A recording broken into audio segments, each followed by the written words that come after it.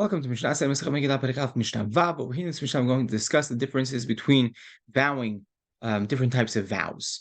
Right? So, en ben mudar hana'am haviro, the mudar mimenu achal. There's no difference if someone says, I'm not going to benefit at all, any benefit from my friend, or if he says, I'm not going to benefit any food from my friend. What's the difference between the two? Ela dirisat haregel, walking through his property. Right? If you said, I'm not going to have any benefit from your friend, we can't walk through his property. But if it's only related to food, then you can walk through his property. Also, another difference, right?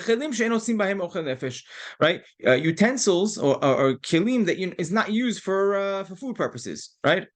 Like you would, let's say it was, first for something that was used for food purposes, you can't use, right? If it's on a fork, a knife, a rolling pin, you can't use those.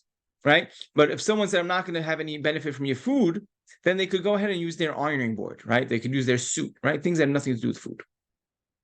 Now the Mishnah continues, En ben nedarim lindavot. There's no difference in neder and a nedava, right? These are two different languages used for a korban. What's the difference between the two? A neder, a person says, Hare alai ola o shelamim, right? It's incumbent on me. I'm going to bring a korban. Whereas the nidava, all right, the language for nidava is harezo ola o shlamim. This animal is going to be a korban. So the obligation, the neder, the obligations on the person. Whereas the nidava is saying this animal, right, is what's going to be brought as the korban. Now, what's the difference between the two? Right, the neder, right, when you use the language that it's his responsibility. It's my responsibility. Okay, so even if this animal dies, he needs to go ahead and bring a new one.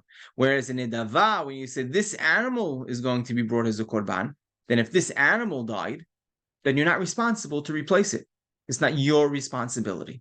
Right? Rather, that animal has to be brought. If that animal is no longer around, lost, whatever happened to it, right? Then you don't have to go ahead and bring another korban.